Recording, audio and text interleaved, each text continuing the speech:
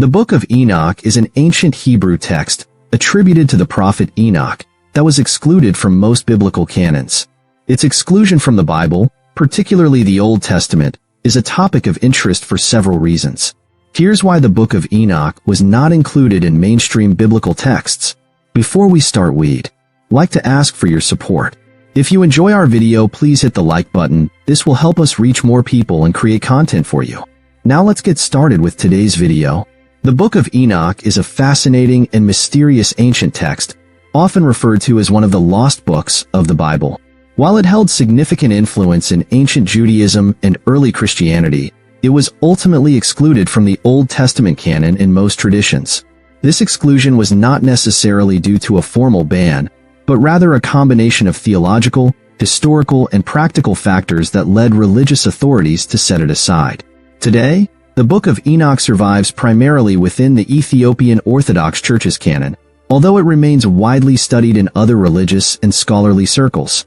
This essay explores the reasons for the Book of Enoch's exclusion from mainstream religious texts, focusing on its controversial content, theological challenges, questions about its authorship, and survival in select traditions.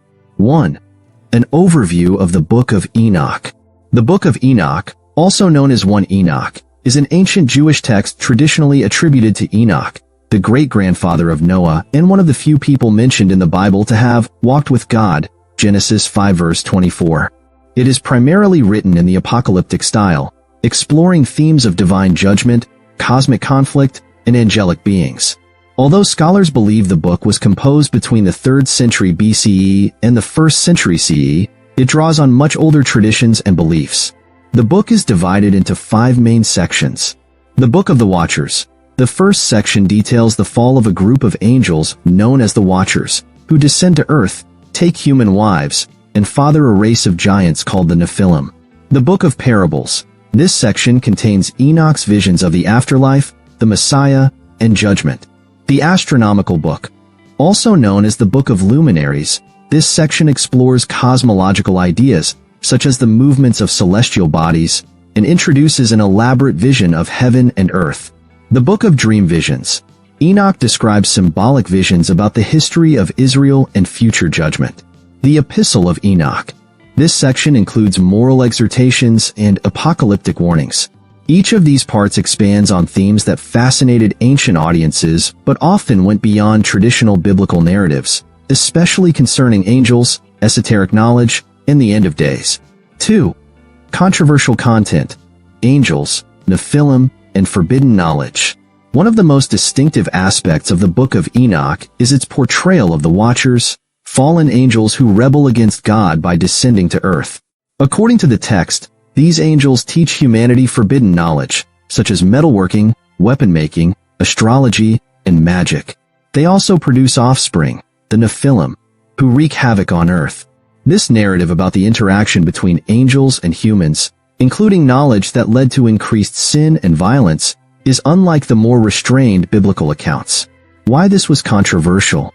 Alternative angelology, the portrayal of angels as beings who can rebel, interact with humans in a physical way, and teach hidden knowledge was problematic. Traditional Judaism and Christianity held a more restrained view of angels, emphasizing their role as God's obedient messengers. Implications for human sinfulness. The idea that angels were partially responsible for human sin introduced a theological ambiguity. It suggested that human moral failings could be attributed, in part, to these supernatural influences, which complicated standard teachings on human responsibility. Conflict with Genesis narratives. Although Genesis 6 briefly mentions sons of God taking human wives and producing giants, it provides no details. Enoch's expansion of this episode, however, includes narratives of widespread corruption due to angelic interference. Such additions went beyond the accepted scriptural tradition, making some theologians wary of its influence.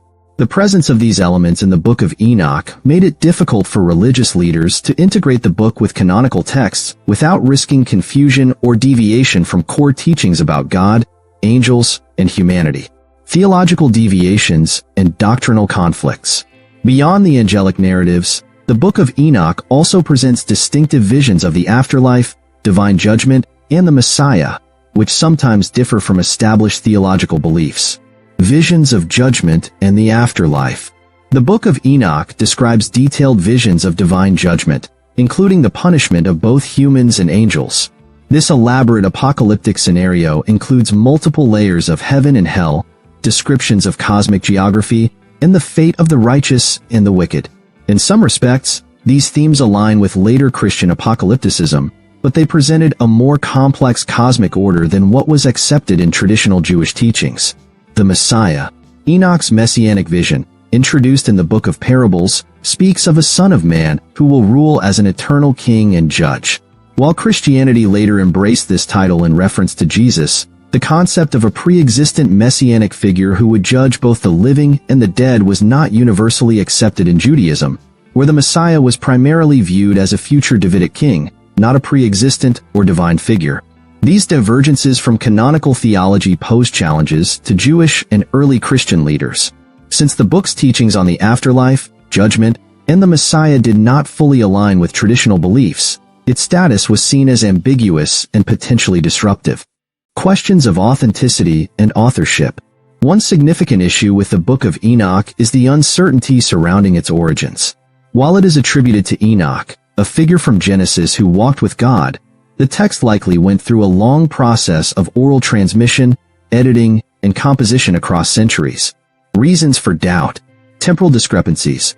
Enoch is a pre-flood figure, and there is little reason to believe that he could have written a book that would survive for millennia.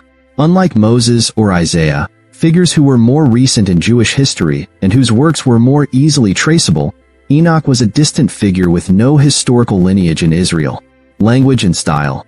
Scholars have noted that the Book of Enoch shows influences from the late Second Temple period, around 300 to 100 BCE, particularly in its linguistic style, eschatological themes, and the presence of Hellenistic cultural elements.